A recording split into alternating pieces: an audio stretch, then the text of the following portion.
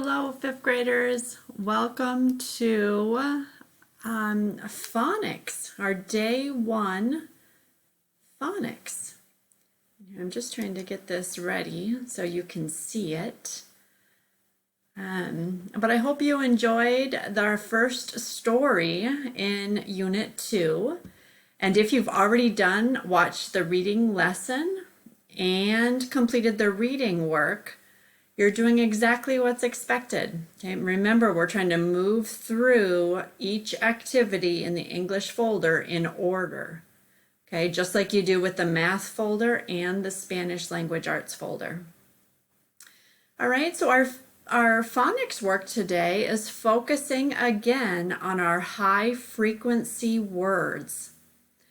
Okay, so the routine that we've been using over the last few weeks is to say the word, spell the word, read it, write it, and practice it. Okay, and so today, if you're looking at the PowerPoint, you can open the high frequency word list.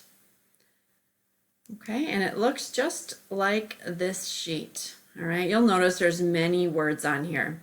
But what I'd like to challenge you to do today is we've already taken the first 10 words here and worked on those.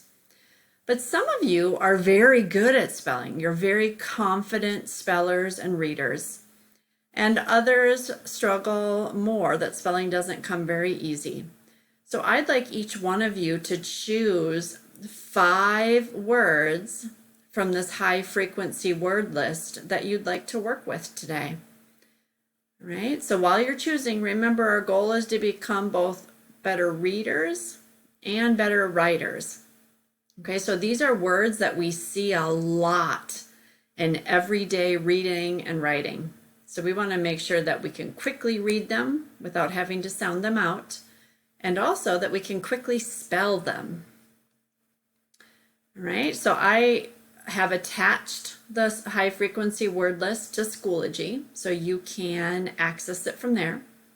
You'll pick your 5 words. You'll practice saying them, spelling them, reading them, writing them.